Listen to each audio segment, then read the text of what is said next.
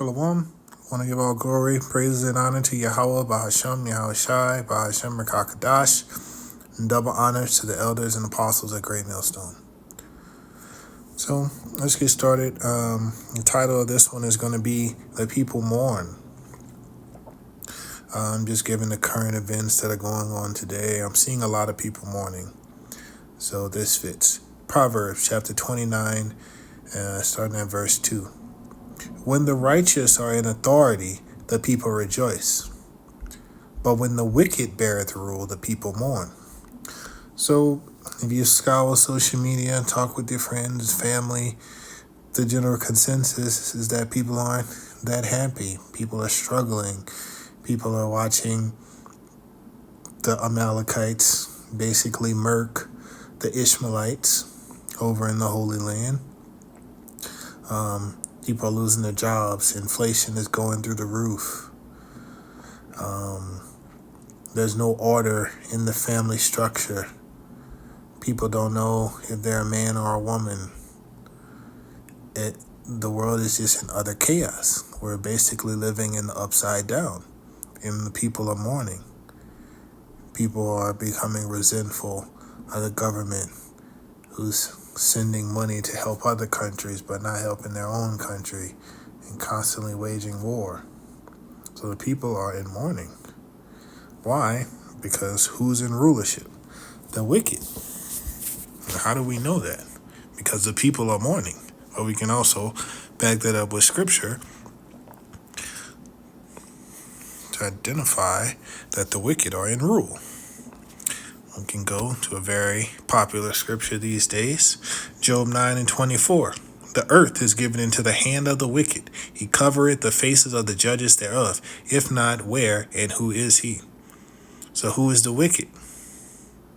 I can tell you, the wicked are in rulership right now because the earth was given into their hands and the people are mourning. So it should be coming together for you. He covered the faces of the judges thereof. Who are the judges? The Most High, Yahweh, His Son, Yahushai, the angels, the Elohim, the Israelites. But a certain group of people covered their faces to make it look like them. So who did that? Who did this iconoclasm? Who had this renaissance and basically changed history? Who constantly lies to you today on TV? Propaganda. They're experts at propaganda. They've been deceitful since they were the serpent in the garden. It's the same people, same spirits. Let's figure out who the wicked are. Let's go to Malachi 1, chapter 4. Whereas Edom said, we are impoverished, but we will return and build the desolate places.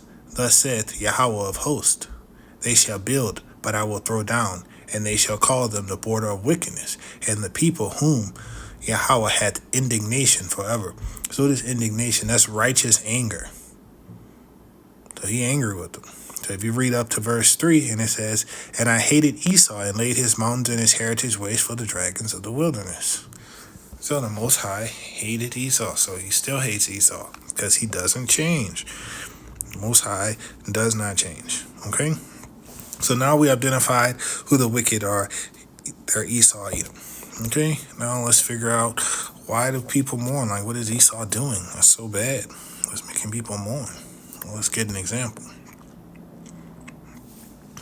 It says, woe to them that devise iniquity and work evil upon their beds. What does that mean? That means, like, when you sit up on your bed and you go to bed and you think happy thoughts and have dreams and cover up with your loved ones, the wicked is sitting up there thinking wicked thoughts and how they can hurt you and get over on you. That's what that means. They think up evil devices and traps and snares. When the morning is light, they practice it because it is in the power of their hand. How is it in the power of the hand? Because the earth was given into the hand of the wicked. They have the power to do that. Okay? They covet fields and take them by violence, and houses. What is happening with the Amalekites and the Ishmaelites right now? during this massive murking session that they're doing with constant bombardment. They want their land, and they're taking their land by violence because they're the wicked. They're the chief tribe of the wicked nation. They're the chief tribe of the Edomites.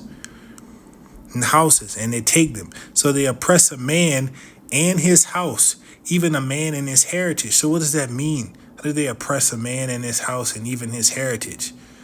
Because they steal your identity. They're going to take your land. They're going to take your whole personality. They're going to take your heritage from you. And they're going to say they're you.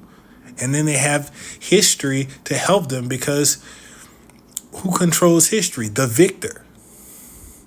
So let's say they basically took over a country, but it wasn't their country. 200 years from now, they're going to tell history as if it was always their country. And they're going to say, oh, I'm those people, when they're actually not. They're like professional identity stealers. They've been stealing identities for a long time. But they're the Edomites. That's who they really are. They don't want people to know, but that's who they are. Them and their help are the Edomites. Okay? Now, let's get another precept. Let's go to the book of Obadiah, chapter 1, verse 2. And it says, well, let's read verse 1. The vision of Obadiah, thus said Yahweh power concerning Edom. We have heard a rumor from Yahweh. An ambassador is sent among the heathen. Arise ye, and let us rise up against her in battle. Wait. Aren't you seeing a bunch of random heathen nations rising up against a certain group of people? I see it. Okay. Behold, I have made thee small among the heathen. Thou art greatly despised. Okay, so he's making them small among the heathen. And the heathen hates them. So if you polled the world, what groups of people would the world hate? Like, just think about it. Like, what groups of people would they hate? Like, the whole world. They could identify one group of people and say, oh, that people is evil. Who would they say? They would identify the Edomites, even if they didn't know who the Edomites were. But most of the world could point them out just by being like, oh, those people are evil. That's because they're the Edomites. They're getting exposed. Verse 3, the pride of thine heart had deceived thee, thou that dwellest in the clefts of the rocks. What does it mean, dwellest in the clefts of the rocks? Well, if you ever Google a picture of a place called Petra and look at it, that's where the Edomites dwelt. And then compare that to some modern day structures, like the White House, for example. Let me just see, okay? Just see if they look alike. See if it looks like some ancient Roman structures and some modern structures that Edomites still like to build. Okay? Whose habitation is high. His habitation is high. That said in his heart, who shall bring me down to the ground? Habitation is high. They set themselves up high, like in like skyscrapers, building up big cities. Who said in his heart, who shall bring me down to the ground? Sounds like pride. Very prideful people. People who think they can't be brought down to the ground. So what group of people say, oh, we're never going to be defeated? Like, we're just so great, nobody can mess with us. Is there a group of people that think they can take on the whole world and actually win? I think there is. The Edomites. But who are they? Thou, though thou exalt thyself as the eagle. Wait. The eagle? So if you look at Petra, you can find the eagle there on the statue. If you look at Rome, the ancient Rome, their symbol was an eagle. If you look at Germany, back then, Wasn't their symbol an eagle too? Hold on. Did the Greeks have an eagle too? Wait, what? Wait, doesn't America, isn't their symbol the eagle too? And aren't they in league with the Amalekites overseas in the Holy Land? Murking the Ishmaelites? They must be the wicked. And though thou set thy nest among the stars, thence will I bring thee down, said Yahweh. What stars? What nest among the stars? Well, an eagle is a bird that flies really high. Okay? And for example of Esau's pride. Okay? The Edomites, they're very prideful people.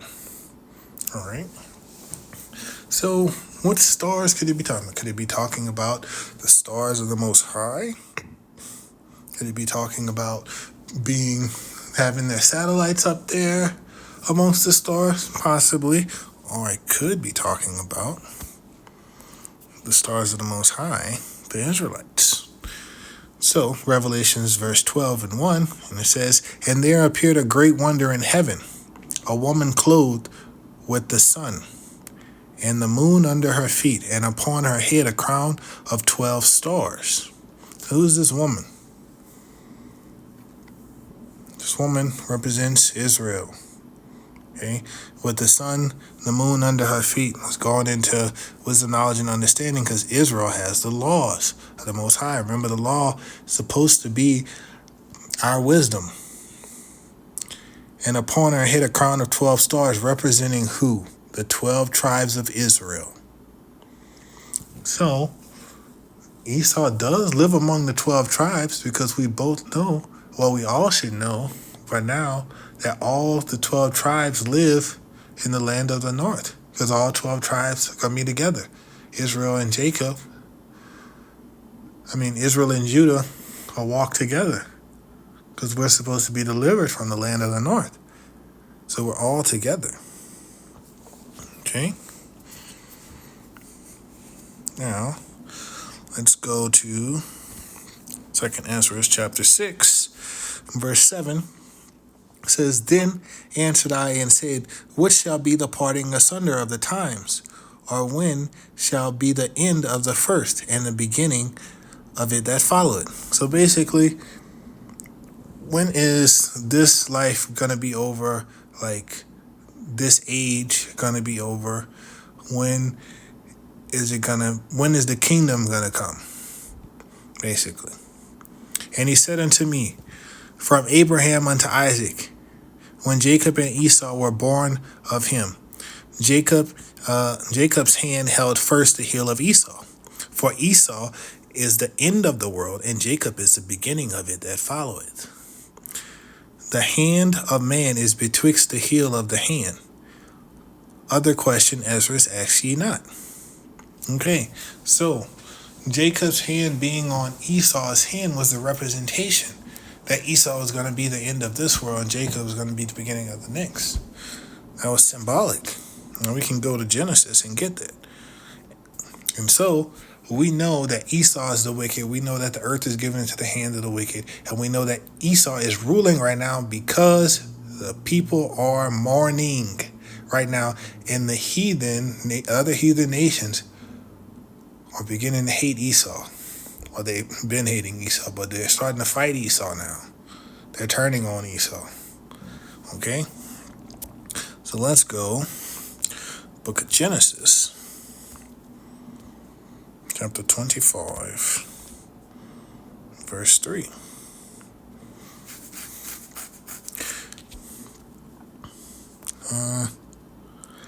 Let's start at verse 21. Genesis 25 and 21. And Isaac entreated Yahweh for his wife, because she was barren. And Yahweh was entreated of him, and Rebekah his wife conceived. And the children struggled together within her. And she said, If it be so, why am I thus?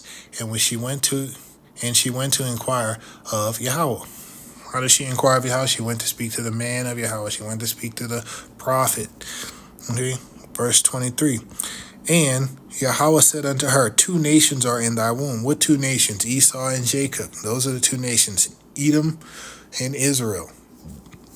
And two manner of people shall be separated from thy bowels, and one people shall be stronger than the other, and the other people and the elder shall serve the younger.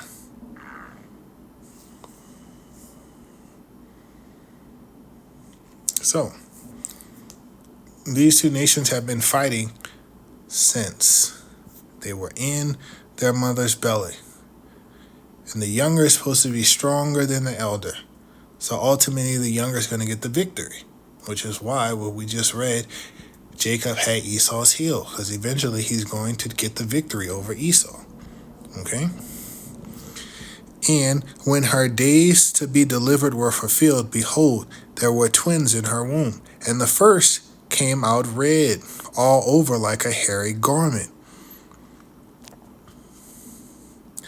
And they called his name Esau. So what do you mean he came out red all over like a hairy garment? So it's a repetition of they wore red hairy garments sometimes back then. So Esau came out red like that garment. So what group of people comes out red? What group of people are actually identified as red? That's another way to identify Esau. And I'm not talking about like some bright red crayon color. I'm talking about the tinge color of blood. The people you can see their blood through their skin. When they blush. When they're mad. When they're sad. You can see their blood through their skin. Okay? And after that came his brother out. And his hand took hold on Esau's heel, and his name was called Jacob, and Isaac was 80 years old when she bare them. So why didn't they describe Jacob's color? Because Jacob looked like everybody else, but Esau was different. Esau came out red. Something was different with his pigment. He didn't have the pigment, he didn't have the melanin that his family had. Because he was different. So you could see his blood through his skin. Just like you can see a certain people's group's blood through their skin. Especially at childbirth, when they're mad, when they're sad, when they're hot. Okay? I don't want to get bogged down in skin color because it's about seed line. So you can have an Israelite who has the skin of an Edomite. You can have an Edomite who has the skin of an Israelite, because we're mixed, but you are who your father is. A lot of this happened during slavery times. And then even after that, let's see. Let me see.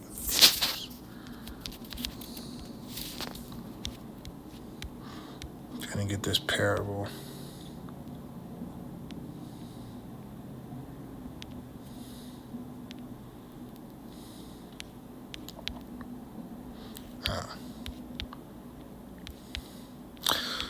This is Matthew 13:24. Another parable put he forth unto them, saying, the kingdom of heaven is likened unto a man which sowed good seed in his field. Okay, who's the man? The man is basically Yahushai. Okay, and he sowed good seed in his field. And the good seed is representing the children of Israel, specifically the elect. But while men slept, his enemy came and sowed tares among the wheat and went his way. Who's the enemy? The enemy is the devil. The physical representation of the devil is Esau, Edom. They are the devil and Satan that the Bible talks about. Not the spiritual demon Satan, but the physical Satan. But when the blade was sprung up and brought forth, then appeared the tares also. So the servants of the householder came and said unto him, Sir, didst not thou sow good seed in thy field? From whence then hath it tares? So he's like, I know you sowed good seed, so how is there tares in there? And he said unto them, an enemy had done this. And the servant said unto him, Wilt thou then, that we go and gather them up? But he said, Nay, lest while ye gather up the tares, ye root up also the wheat with them. Okay? So, basically the enemy, Esau, Edom, sowed their seed amongst the Israelites. And how did this happen? This happened in slavery. It could go back to the curses. Deuteronomy 28, talking about you will betroth the wife and another man will lie with her. Well, that happened. Okay?